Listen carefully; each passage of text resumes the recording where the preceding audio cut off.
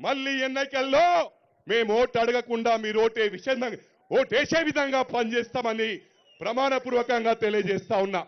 మీ అందరికి కూడా విజ్ఞప్తి చేస్తా ఉన్నా. ఎక్కువ సమయం లేదు కాబట్టి మిమ్మల్ని గుండెల్లో పెట్టుకొని కాపాడే బాధ్యత మా నాయకులు, కంటోన్మెంట్ నాయకులు.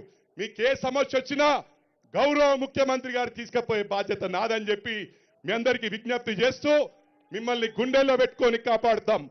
కాంగ్రెస్ కుటుంబ సభ్యులకు, కొత్తగా వచ్చిన వారికి అందరికీ విజ్ఞప్తి చేస్తా ఉన్నా. ఒక కుటుంబంలా ముందుకు పోదాం. టిఆర్ఎస్ పార్టీ ఒక మెదక్ అనుకుంటూరు గెలుస్తామని. ఆ మెదక్లో బొందబెట్టే ఛాలెంజ్ నేను చెప్తా ఉన్నా.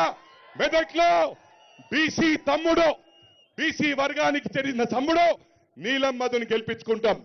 ఈడ మా అక్కను, సునీతక్కను బంపర్ మెజారిటీతో గెలిపిస్తాం. మొత్తం పార్లమెంటు మన ఇండియాలోనే అతిపెద్ద పార్లమెంటు, 38 లక్షలు. మీ అందరికీ విజ్ఞప్తి చేస్తా ఉన్నా. అన్నను ఆయన మనం పార్లమెంట్ పంపించింది ప్రశ్నించే గొంతు కావాలని. రాష్ట్రం అంతా తీసుకొచ్చి ఎన్ని కష్టాలు పడ్డాడో, ఎన్నిసార్లు జైలు పాలైండో మీరందరూ గమనించిండ్రు.